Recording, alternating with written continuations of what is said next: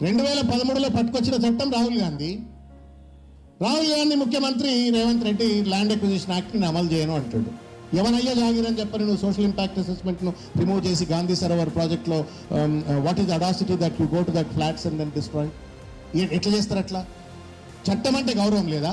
రాజ్యాంగం అంటే గౌరవం లేదా? రాహుల్ గాంధీ ఏమో రాజ్యాంగం పట్టుకొని దేశం అంతా తిరుగుతున్నాడు, జై సంవిధాన్, జై భీమ్, జై బాపు అని తిరుగుతున్నాడు. రేవంత్ రెడ్డి ఏమో నై సంవిధాన్, నై బాపు, నై భీమ్ అని చెప్పి తిరుగుతూ ఉన్నాడు. ఎట్లా ఈ కాంట్రడిక్షన్ ఏంటి? ఢిల్లీ శ్రీనివాస్ ఏమన్నా కేటీఆర్ మాట దాటగలుగుతాడా? కేసీఆర్ గారి మాట ఆర్ఎస్ ప్రవీణ్ అన్న దాటగలుగుతాడా? నేనేమన్నా కేసీఆర్ గారు ఒక గీత గీసి ఇదిరా విద్యా సిద్ధాంతం అని చెప్పినట్టు దాటగలుగుతామా? That is a party line, party ideology, party philosophy. ఈ పార్టీ ఐడియాలజీకి సిద్ధాంతాలకు వ్యతిరేకంగా రాహుల్ గాంధీ పట్టుకొచ్చిన చట్టాన్ని రేవంత్ రెడ్డి అమలు చేయకపోతే తెలంగాణ రాష్ట్రంలో కాంగ్రెస్ సర్కార్ ఉందా? సైకిల్ సర్కార్ ఉందా?